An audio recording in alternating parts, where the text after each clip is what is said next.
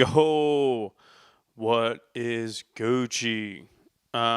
It's your boy. You know what I'm saying? Episode 40. We're in this bitch. The big 4-0. 40-40 Club, ESPN on the screen. Paid a grip for the jeans. Plus the slippers is clean. No chrome on the wheel. I'm a baller for real. Which, there was a time when chrome on the wheel was connected to being a baller. But obviously, when Jay-Z says it's not, then you got to look at your wheels with the chromes. You got to be like, okay, I just got the market corrected on me pretty quickly on a verse from the Black Album. But we made it. Episode 40. We're out here. Hope you guys are doing well. I'm actually recording this middle of the week on Valentine's Day. Sneaking in some time for your boy. Showing you guys I love you. Really is the key. V-Day, I don't know how we feel. It's for lovers, that's for sure. Do we love it as a nation? I don't know. Now you can't really bail on it, though. I actually don't even think women love it as much as, I don't know. I feel like growing up, women really fucked with it heavy. I think we're all kind of jaded on Valentine's Day. Probably because we're all broke and it's like, yo, you're forcing us to spend money on a random Wednesday? What the fuck is going on? But it's also a nice reminder. Valentine's Day I always think Valentine's Day when you're in a steady relationship, you can have that conversation of like, yo, what is this to us? Is this something that matters to you? Because it doesn't really matter that much to me. And you can have that honest conversation, hopefully. And if you're in a situation where that tears the relationship apart, probably wasn't going to work out anyway. But it's really, I think, the first year of a relationship.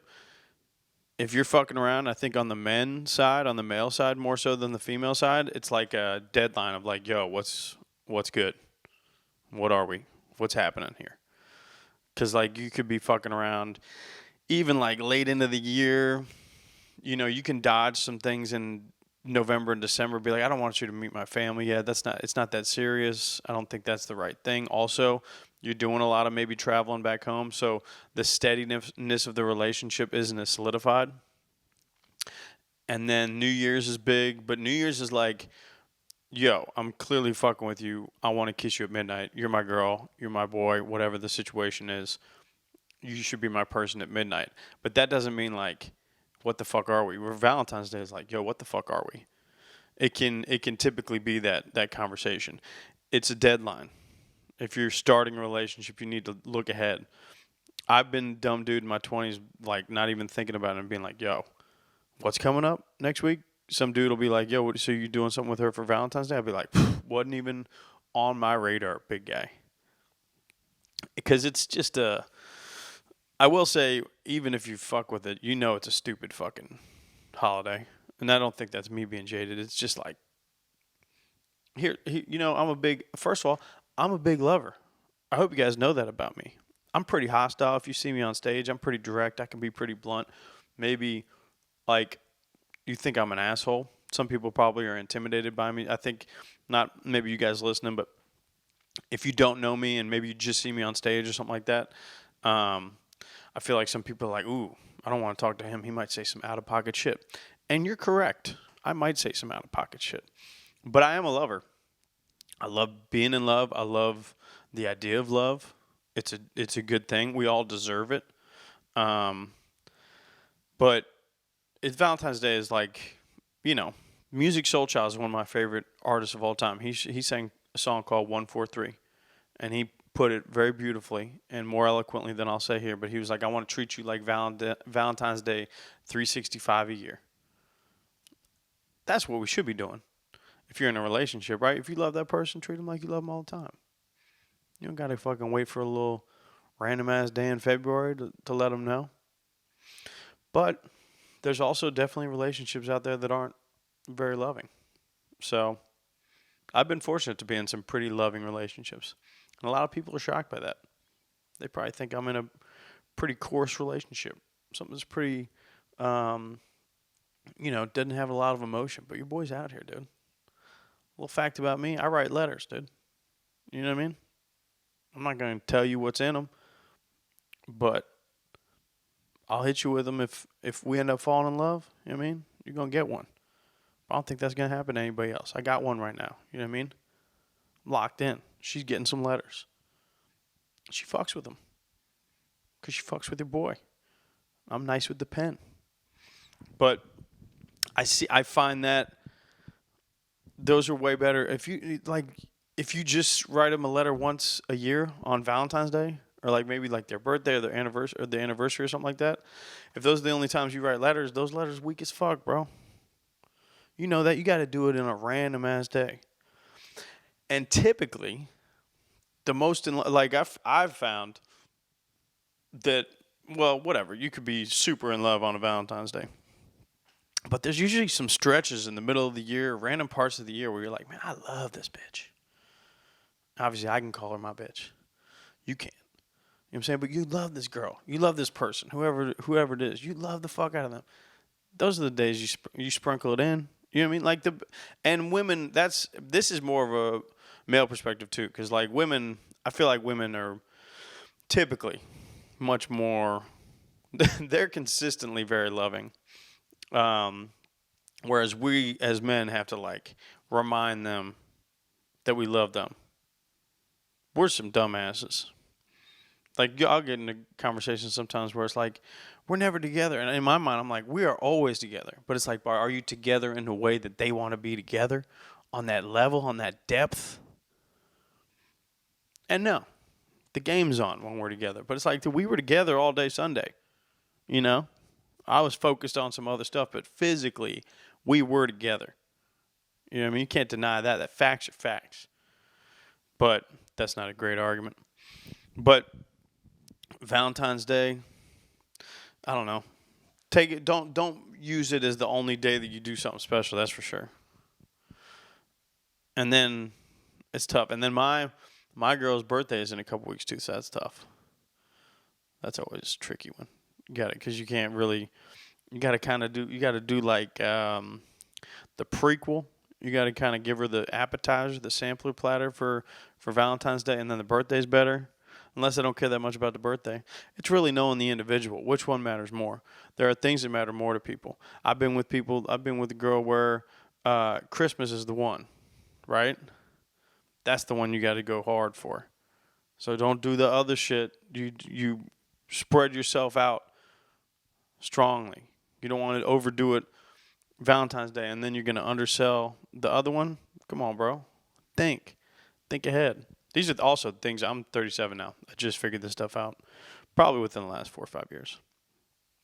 My favorite, but like the female perspective on like the signs of affection or the love or whatever they like hitting them with, first of all, hitting them with a handwritten letter, bro. If you got good legibility, if you can write kind of nice, you can read my shit. I actually have been complimented a lot on my handwriting. Which is not to say it's still very male handwriting. It's hard to. I think it's actually hard to read. I'm not embarrassed by it though, because I actually do think it looks kind of dope. I go all caps. It's kind of nice. Hit him with it. If you can do a handwritten letter, you know what I mean.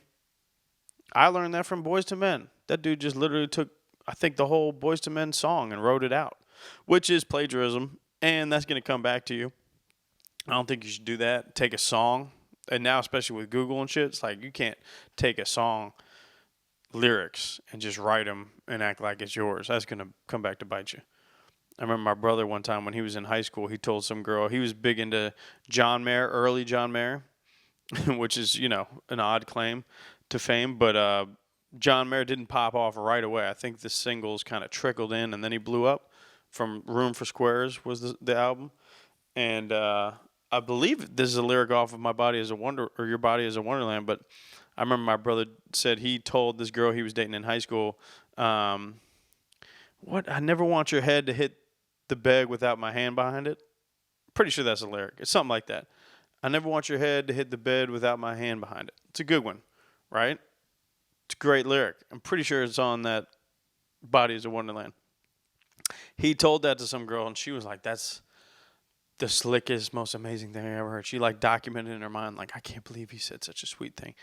Literally within the next 6 months, the song blows up. John Mayer's career goes to a different stratosphere. He becomes J May, and the song's all over the radio, and he's gotta look like a dummy.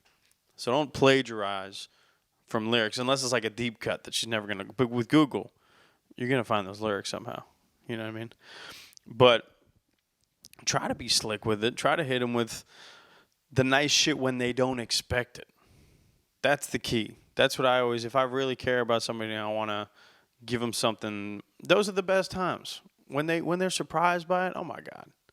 Honestly, me and my girl went we did Valentine's Day the day before, but she didn't expect me to be sweet the day before. I think she was expecting maybe gifts, and I didn't go. We don't go crazy with the gifts. We're always every day we're kind of celebrating each other. We're always doing nice things for each other. That's where we're at in a relationship. It's a year in. We're still maybe in that. I think honestly the way our relationship is, I think that's the way it'll always go. But you never know. But we're at a nice point where we always are. Every day is a celebration of who we are and what we're doing. When we hang out, it's always beautiful. So we're lucky with that. I'm lucky with that. But I did hit her with some little trinkets and a letter and some flowers and stuff the day before on Tuesday. She didn't expect that. So it elevated it. You got to find some way to like the unexpected thing. Because everybody knows the date. The date is 2/14, February 14th. How you switch it up. How you make it special. You know? And don't do it. One of my favorite artists ever is Sky Zoo. He's got a great song. Because the one thing is that you can't do, and it's always shitty, but you'll be in a relationship, and I know this has happened to me. I'm sure it's happened to people out there. But, oh, man, when they say, like, they want flowers, you then can't give them flowers for, like, a month after that. Because you can't be told they want flowers and then just get them flowers. That's not you're not gonna get the result you want from those flowers. Those are flowers that you're being ordered to get those flowers. That's not it. That's not the move. Because there's a lyric in this Sky Zoo song. It's a poem, I believe. But I always love it. It's the beginning of a song on a couple albums ago. It says, I want flowers, but I don't want to tell you I want flowers, because then you just go and get me flowers because I want flowers, but I want you to give me flowers because you want to give me flowers. I shouldn't have to tell you how much I want flowers. That's a bar. But that's literally what women want. They always want flowers. I've never been with a chick that doesn't like flowers. I don't know what it is. I've never looked at flowers and thought that much more about somebody when they give me flowers. I don't know what is different between men and women. I don't mind flowers. It is crazy if somebody gave a man flowers. Well, I don't even know where the fuck to put these flowers. Meanwhile, you give a chick flowers, she'll pull a vase out you never even seen at her crib, and you've been with her for over a year. And you're like, you've just been sitting on this vase? What? But I want flowers, but I don't want to tell you I want flowers, because then you just go and get me flowers because I want flowers, but I want you to give me flowers because you want to give me flowers. I shouldn't have to tell you how much I want flowers. Whew. That sits with me, though. That's what, So maybe just put a reminder. If you're sitting there right now, it's Valentine's Day week, and maybe you fucked it up. Maybe you didn't. Maybe you crushed it. Maybe like fucking 75 days from now on your calendar, just put a thing that says like, yo, get this chick flowers. Find out what type of flowers she likes. Don't be a dumb and getting fucking red roses. They don't all like red roses. Some of them like weird shit. Some of them like sunflowers. My girl likes sunflowers. I think she likes color schemes more so than the actual flower. I know. We've had the conversations. And I know what kind of color scheme she likes. So I'm not going to go with I don't know. People like roses. I've never messed with a girl that just likes straight red roses. That shit is weird to me. But I'm sure there is.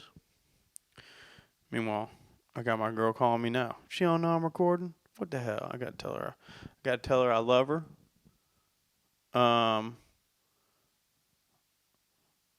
Just tell and this one like, bitch, I'm recording. No, I'm kidding. She understands. She knows. And we're gonna go out. We got a show tonight. That's the shitty thing about being a comedian too. Is some holidays I have to do a show. That's the other thing I got to get ahead of too. It's like so. Actually, tonight Valentine's Day is a big night for comedy. It's a big night to just do anything, and it's a great night if you're a couple. You both love comedy. Typically, that's a nice thing. You both know you're gonna go laugh and shit like that. A lot of people love comedy. There's a bunch of couples out there that bond over comedy specials. So. Valentine's Day the last couple years we've put a show on, so I'm doing that again tonight, and you got to get ahead of that too. You got to know. That's why we did the dinner last night. You can't, you know what I mean? Thinking ahead. It's something that I just figured out recently in relationships and think about other people. But you improve. That's what life's about. But we're at episode 40. First of all, which is that's a hot number. Sometimes I break down what number 40s are out there, but dude, when I think of number 40, I typically go straight to Sean Kemp. I was born in 1986. He probably started taking over the league in the early mid-90s. One of my earliest memories of NBA basketball at all was obviously the Bulls, but it was always whoever the Bulls were playing.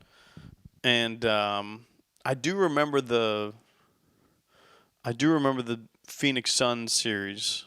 I remember actually rooting for the Suns. I always actually rooted against the Bulls. I don't know if that was just. I don't think I was wrong either. I don't know. I felt like it was kind of like everybody's rooting for this dude, and he's cool. I recognize Michael Jordan as the greatest of all time, but I don't know. I wasn't like a Bulls fan. I always thought that was weird. Jumping on a team because they were the best, and also I usually didn't. I'm a Kobe Bryant fan. I'm such a Kobe Bryant fan. I love Kobe Bryant, and when he died, it was one of the saddest days of my life, for real. That was the saddest I'd ever been about somebody that I didn't know personally dying. But those early Lakers teams, I did not root for them because they were just too dominant. I always think that's annoying when a team is so dominant. It's way more fun to root for the underdog. So those Bulls series, I would always root for the other team, and so obviously the Sonics played them one of those years, and it was Sean Kemp, Gary Payton, Detlef Schrempf was on that team. A couple other people I'm forgetting probably, but dope ass team. Sean Kemp was the man. And years later, you realize he impregnated like 10 different women, and probably didn't have the funds to do that. I don't care how rich you are.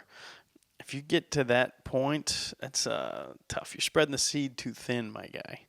But Sean Kemp was one of the nastiest dunkers ever. He was just like, and that was a cool team to root for. That made sense to me. The Bulls were like, you already knew what the Bulls were. They were just going to dominate, and this dude, MJ, at the end was going to take over.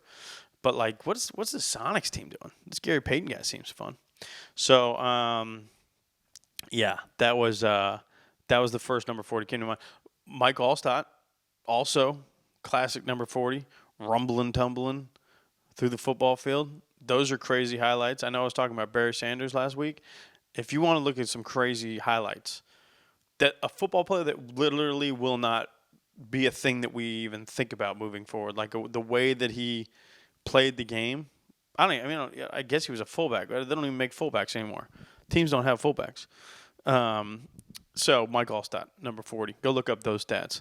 Also, Von Miller wears number 40. That's kind of badass. I don't know why. I don't know where the number 40 came from for him, but it seems cool.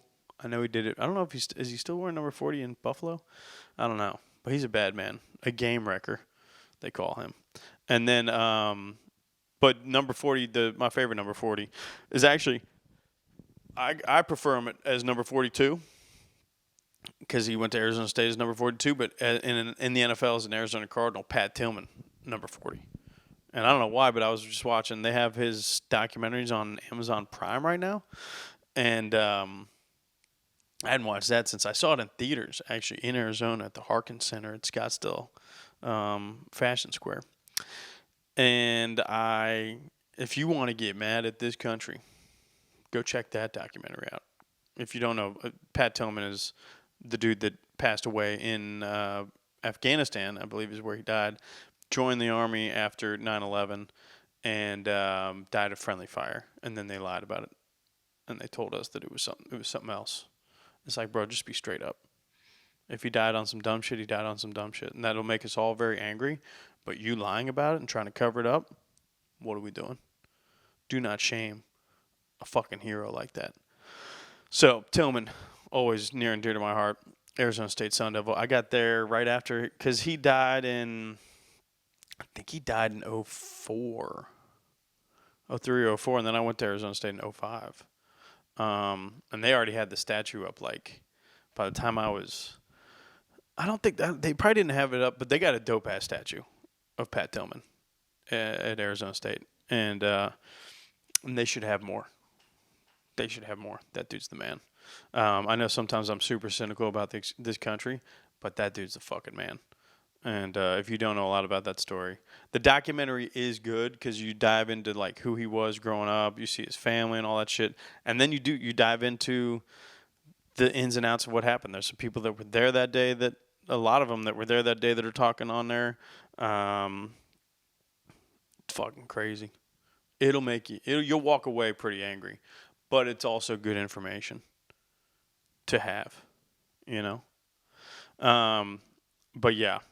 Good number 40s. And then now here we are. We're also in the week that Super Bowl happened. And the fucking football season's over. And this sucks. You guys know I love football. Now we got to wait for a couple months, schedule release, and I don't even know when they do it now. Fucking May. You got the draft coming up, so now they're going to be talking about the draft for 2 months. Kind of sucks. It's like 4 or 5. It's crazy to think football season goes so quick, and then you're like, damn, what does happen the rest of the year? And the thing that's going to suck this year that I've already alluded to in previous podcasts is we got the fucking election. So the next like 5, what is it? It's February. So yeah, this sucks. We got 9 months of election shit. Football will be coming in 4 or 5 months. Maybe take your mind off it, but you know.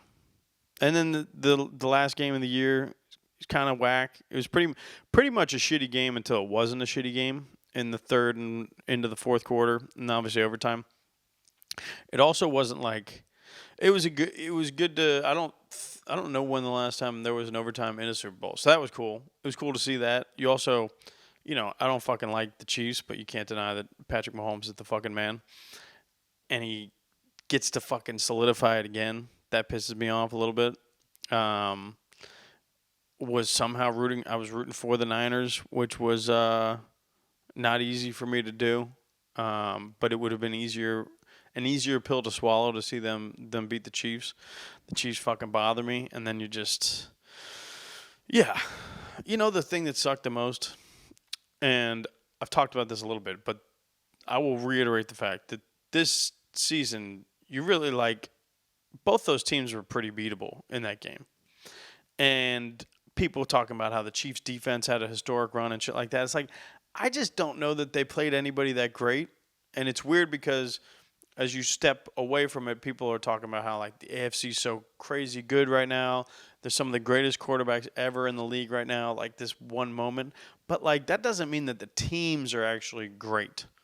Like nobody was great this year, and the Chiefs end up winning with the weakest Chiefs teams that they've had.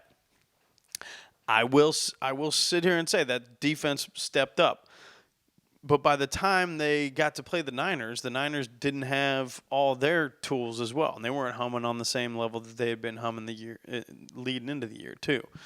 So it was kind of it's a fucking shitty year because I'm a Bengals fan and I'm a Joe Burrow fan. And the fact that Joe Burrow was out this year from week 12 on or whatever it was, you're just looking at the playoffs and you're like, bro, I don't want to sit here and guarantee that we would have fucking gotten to the Super Bowl. But damn, we would have been in the mix. Like, you never know. There could have been a play this way, that way. That could have fallen, one way or the other. That's how the playoffs go. But, like, bro, you can't tell me we wouldn't have been one of the best teams. Because even after Burrow went down, we were still kind of humming with Jake Browning. If we had Burrow, I'm telling you right now, if we had Burrow in that Kansas City game, we would have won that game. That game was all – we held them to field goals the whole damn time. Browning just couldn't get over the get a touchdown, get 6. It sucked. It sucked watching it. It sucked watching this whole playoffs because I was like, and again, I'm biased and all that shit, but like, bro, go watch the film, bro. Burrow would have been dicing some of these teams up. We would have been in the mix. So it feels like a year. You don't want to say wasted because it's not a wasted year, but it's just a missed op, dude. Big missed op. Sucked. I hated watching it. I do hate that the Chiefs won again because then you're talking about the greatest team of all time. But Joe Burrow next year, the Super Bowl's in New Orleans. New Orleans? Why do they switch that up on us? And then if you're from there, it's just Nolans. New Orleans? Oh, New Orleans. New Orleans? I don't know. But that's happening. That's going down. That's where Burrow started his rise to fame at LSU. It's storybook stuff. It would be great to see the Bengals-Chiefs rivalry continue into the playoffs, and then let's get that W. And maybe because the nice thing is, with the narrative, Mahomes has beat all these other motherfuckers. Allen has proven he can't beat him. Lamar Jackson has proven he can't beat him. There is documented evidence that Joe Burrow can beat him. And so that's exciting. The only two people that have ever beat him in a playoff game, Joe Burrow and Tom Brady. Let's fucking go. Burrow's not intimidated by him. Also, my favorite thing that's happening right now, there's a lot of these like year-end like lists or like it's not year-end lists, but it's like lists going into next season, whether it be like power rankings or like QB ratings or rankings and shit like that. I've seen two of them. One of them was a power ranking of the NFL teams going into next year. Bengals weren't even in the top 10. Okay. Crazy to me. And then the other one was quarterbacks going into 2024. I don't know what the fuck it was, but it was a reputable source. It was one of these sports things. I don't think it was like ESPN or Barstool, but it was somebody. Because I remember looking at it and being like, okay, all right. And Burrow, out of all the quarterbacks in the NFL, was ranked ninth. Ninth. And I just want you, if you're listening to this now and you haven't seen it, Joe Burrow put on his Instagram, and he put a picture of him with some muscles on, and I'll look it up right now because I just looked it up. Joey B. If you're watching this on YouTube, I'll put it up. Look at that. Oh, you can't see it. Look at that. Tried to focus it in. You probably see a lot of reflections there if you're watching it. But either way, it is a photo of Joe Burrow flexing over the center, and him in full Bengal outfit, full Bengal uniform, and it says mass amnesia, ... the hunter. And I mean, dude, if that doesn't get you jacked up, even if you're like, I don't know what level of Bengal fan you are, but like that, my pants just moved. You know what I mean? And it's my favorite thing is he's already motivated because he's injured and he's got to come back and he's already angry. Like that's already going to be like comeback motivation, all that shit. He's already motivated because he sees this dude win the Super Bowl. And if I see what I'm seeing and how easily you could have won. That's why Baltimore Ravens fans got to be pissed as fuck because they lost to the Chiefs. Because you could have I think they would have whooped the Niners. I just, you know what? I don't know actually because the Ravens always have letdown games. So, whatever. But either way, missed op. At least our missed op is justified because we didn't have our quarterback. And he's got to be watching these games like, yo, I could have fucking ran through this shit. He knows it, so he's mad about that. And then on top of all that, real journalists, publications that people care about, are just dogging us. They forgot all about us. This mass amnesia, bro. They forgot about Joe. Don't let them do it to you. So I'm excited for that. But congratulations to Chiefs fans. Honestly, Chiefs fans, for the most part, have been good people. There's some annoying ones online. That if you follow people on Twitter and shit like that, these people are kind of trash. But that's every person on social media, I think, if you give them enough rope to hang themselves, huh? No, there's trash people in every fan base on social media. I'm sure there are Bengals people that are fucking insufferable. So, whatever. But Chiefs fans, man to man, eye to eye, all that shit. been pretty good people for the most part. So, congratulations to Chiefs fans, anybody that I know out there. I know some good ones too. I know some good boys. And also like the Taylor Swift thing wasn't overblown. I know I said that last week. I just think as a nation we can't handle it. But I like that they didn't focus too much on that. That's not what the Super Bowl's for. We shouldn't be focused on who the tight end's banging. It's kind of a weird thing to focus on. The night was cool overall. Like the Super Bowl was cool. There was a couple of trailers that were interesting to me. It just I don't know, the trailers of the Super Bowl for movies just remind you that we're still in this phase of like, big IP, make the movie, hope that the people that like the IP are just going to fucking go. And they did that with Deadpool. But Deadpool, I think, has an opportunity to... here's what I see is with the Deadpool thing is they're trying to really save Marvel with this fucking movie. They're going all in because even in the trailer he made fun of Disney or something, or he said, I guess I didn't see it in the commercial because the commercial was almost like, that's the other weird thing about these commercials on the Super Bowl is like it wasn't the trailer, but it's a commercial to go watch the trailer. Trailer's out now, and then obviously you're gonna go watch the trailer if you give a fuck. I gave a fuck, and I think it was in the trailer, which they always do. The Deadpool trailers are always like R-rated, and he's saying some fuck shit. And he's like, Disney wouldn't let me do this in the past. Like, bro, Disney is desperate if they're just letting you drop their name and make fun of them like that and pretty much say some fuck shit. And because I've been to that park. They don't like that shit. All right? I tried to show my nutsack to one of the fucking cast members. They were like, you're out of here. It was just a goof. But it's frowned upon with Disney. So the trailer was I don't know. I like the Deadpool movies. I don't know. Do people love them? Are they like some of the best Marvel movies? I don't know. They're super fun. They're different tone, different energy. There haven't been a lot of good Marvel movies though. And it's funny, it used to be like required viewing. I would go to every single one, and then they made Ant-Man, and I was like the first one. Or no. Was it the first one was kind of on some fuck shit. And it's crazy to think they've made, I think, 3 of them. Once they made Ant-Man, I was like, this is a movie for children. I didn't like that. And then I just realized that I don't have to see every movie. The last one I saw was Guardians, though. That was fun. But they've never steered me wrong. And that was also, like, not even a movie that was made through the Marvel scope of, like, what's happening. You could tell that was just Guardians being like, let's do some Guardian shit. But Deadpool... also bringing back Wolverine, where I swear Hugh Jackman has said like so many times he's never playing that character again. I fucking love Wolverine. I will watch that movie just because of Wolverine.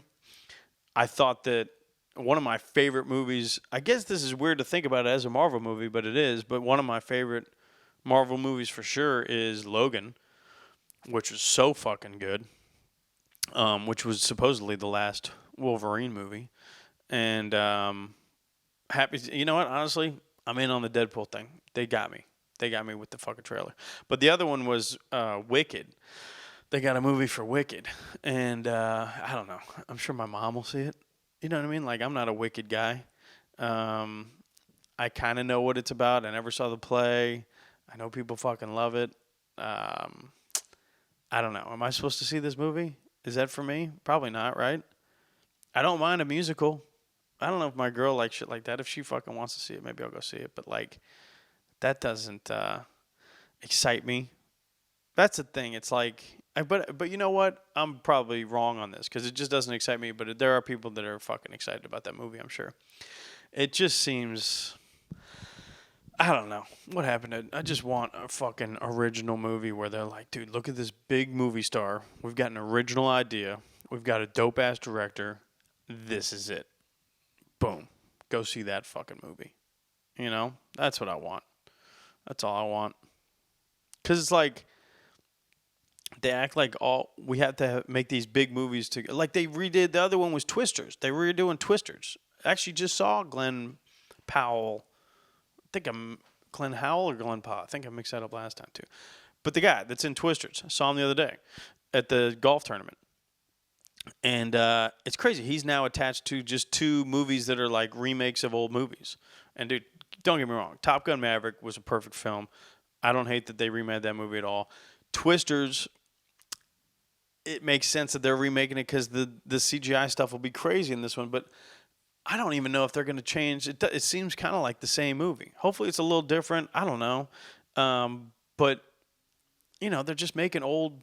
They're just taking old ideas. Because here's the thing: like in the '90s, it was like Will Smith made like three different movies that were all original ideas. I thought, fucking Independence Day, Men in Black, and Wild Wild West. Obviously, Wild Wild West was a TV show, so I apologize, but it had never been made into a movie. I don't know. It was his own thing at that time. Um, but I don't know.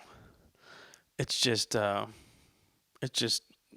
I don't know if the trailers don't excite me anymore because I watch them, or when somebody tells me this is being made, you're always just like, of course they're doing that.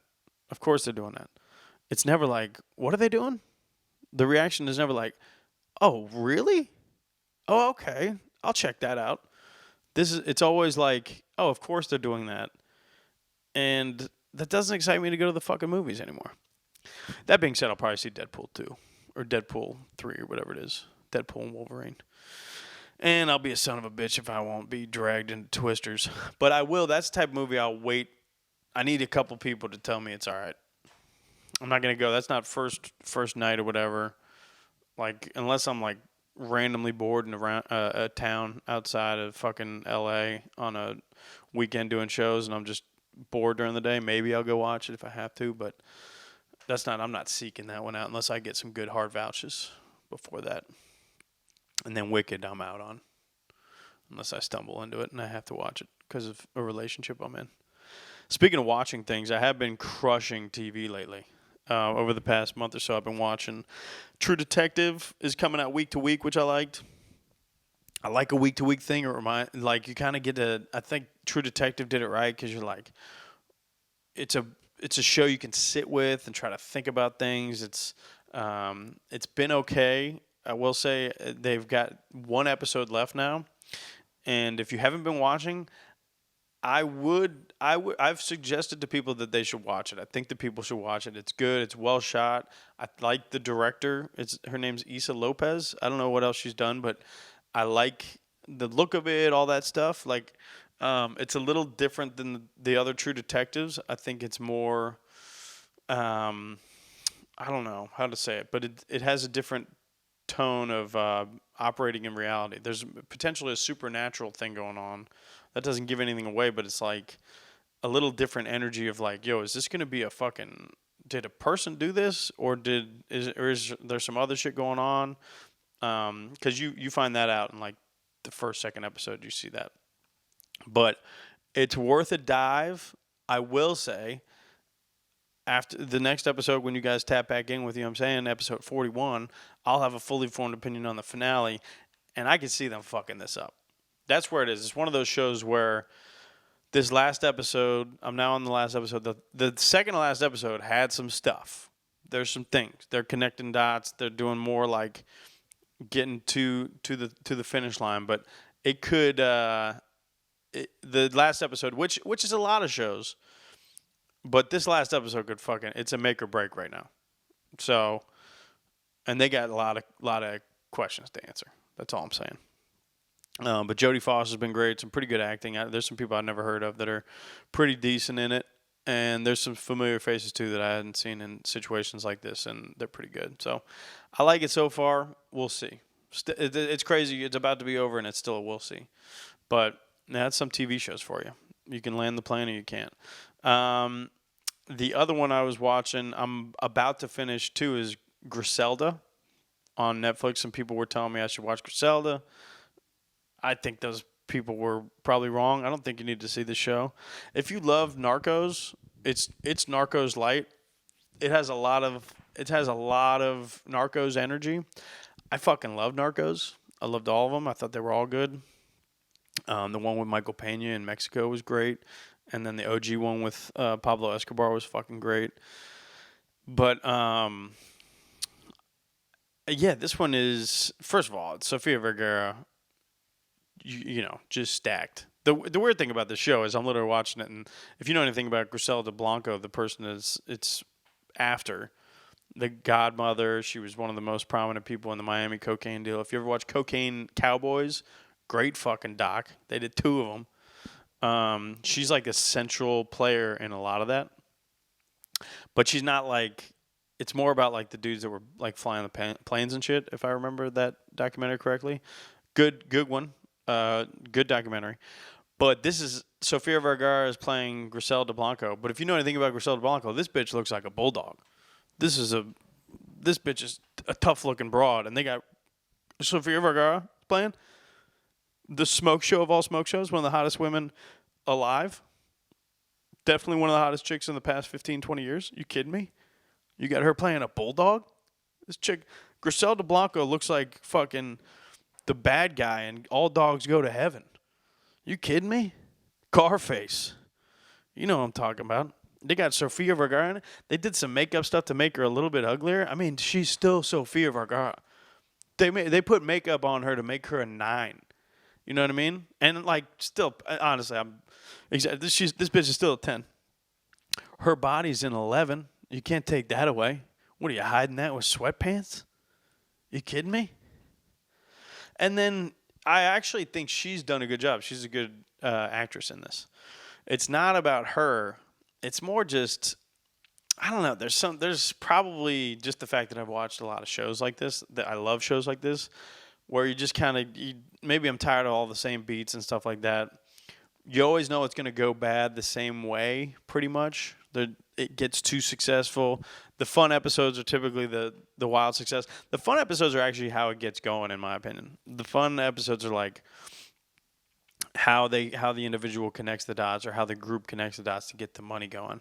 It's also weird at the beginning when you're rooting for somebody that you know is one of the worst people that ever lived. Like if they ever do one about El Chapo, like the first 5 episodes, you're gonna be like, dude, I'm kind of pulling for this El Chapo guy. But this dude, if you've done any research on Wikipedia, like this is one of the worst people that's ever fucking lived.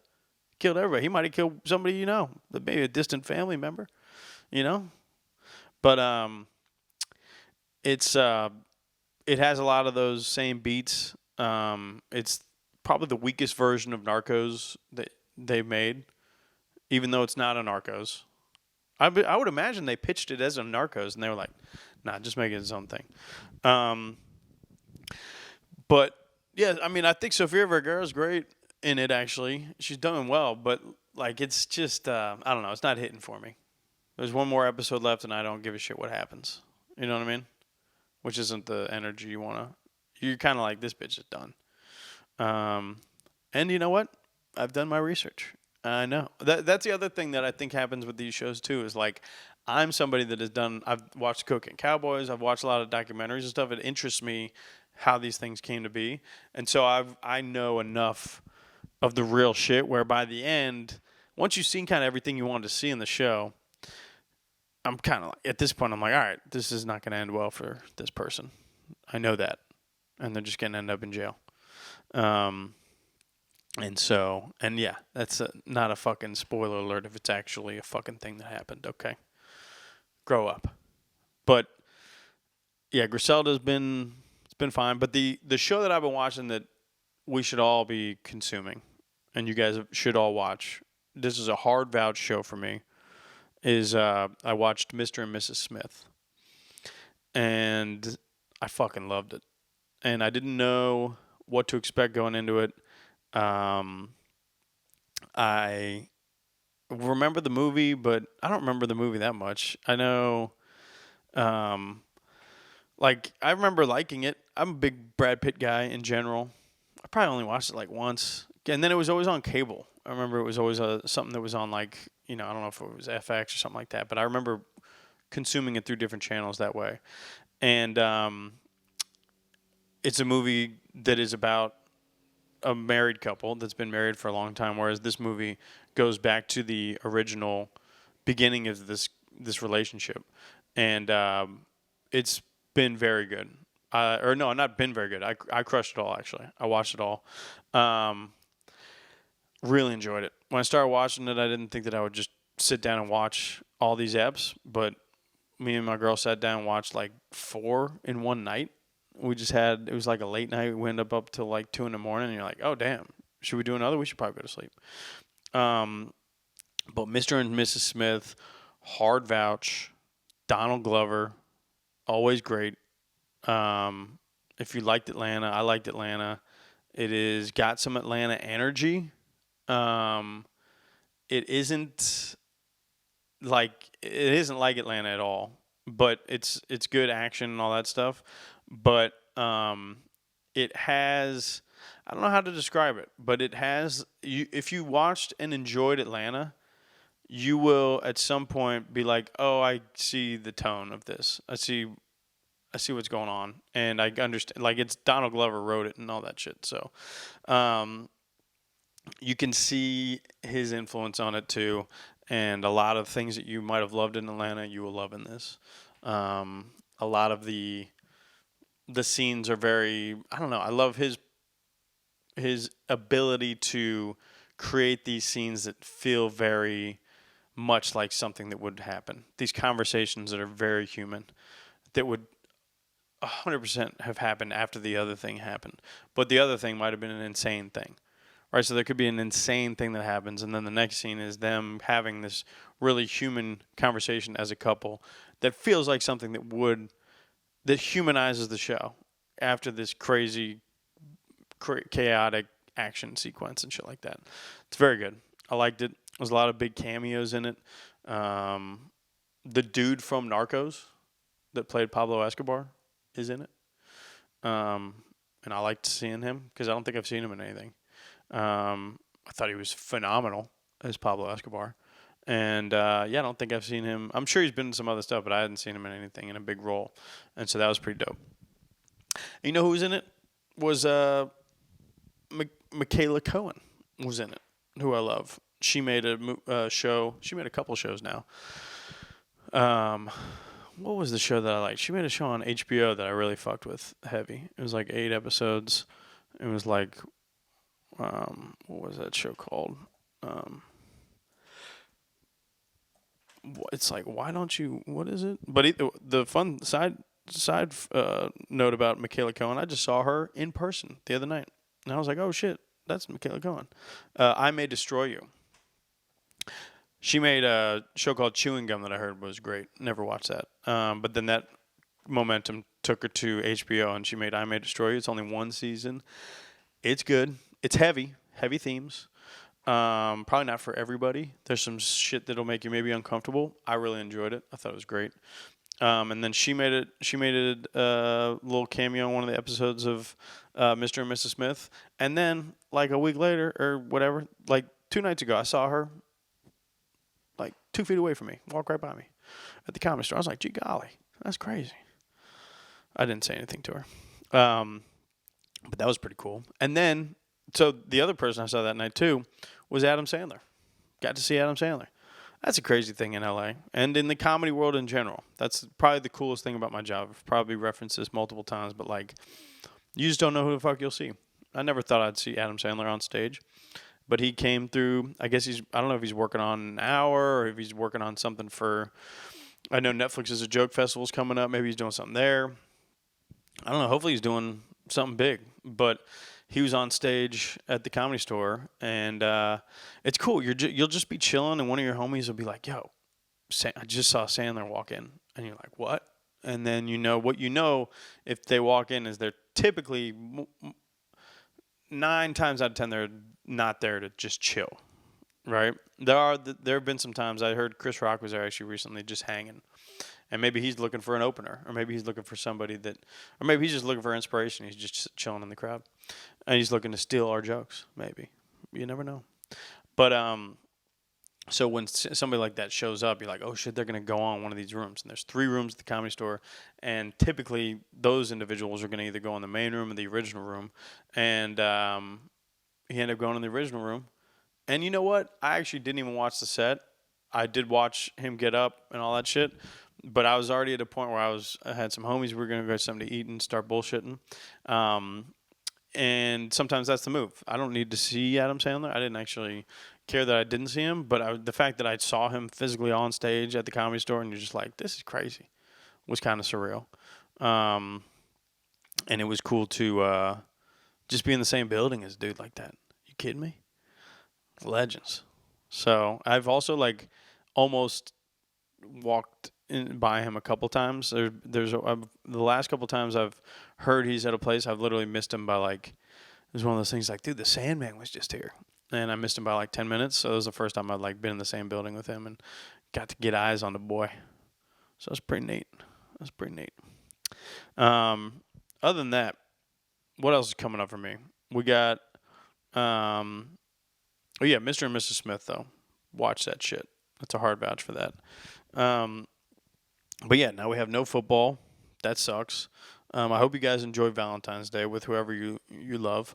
But also to the fellas out there, remember, maybe like 60, 70 days out from now, hit it with something nice. You don't have to spend money. I'm telling you. Could be a nice voice note, just telling her about your feelings. Write a letter.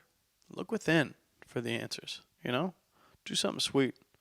Maybe just fuck her real good. You know what I'm saying? One of those, to quote Usher, nice and slow ones. Oh, also, Usher did amazing. Just to finalize this on a positive note, the Super Bowl halftime show, he crushed it. Didn't I say too? I said that he would. I felt like the whole thing could be a build up to Yeah. That made the most sense. I should have stuck with that because I think I thought he was going to open with Yeah, but you can't. The thing with his catalog is he could have opened with Yeah, and he would have been still fine. I love that he started with Caught Up. I love that song. That's a sneaky good song. People don't think about that song. There's so many singles off of the Confessions album. Caught Up was just in there. Are you kidding me? He just had that. Great video, great music video. I love that he started with that.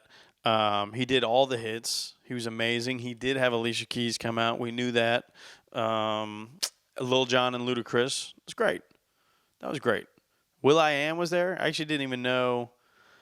That was kind of weird. I think that was will.i.am. He had like a visor over. Maybe I'm crazy. But he did all the things. I'm about to sneeze. Hold on. Woo! That was a good one. I only sneezed once. Is that good? You know people that do the double up? And anybody that said, God bless you, I appreciate you while you're driving in your Hyundai Santa Fe or whatever you might be patrolling the streets with. But, Usher crushed it. I was super happy to see that. I knew he would. He was sweating out there, too. My boy was perspiring. But that just means he was putting the work in, you know? And he was dancing. I'm telling you. Talent. Singing and dancing. That's not easy to do. So was happy to see that.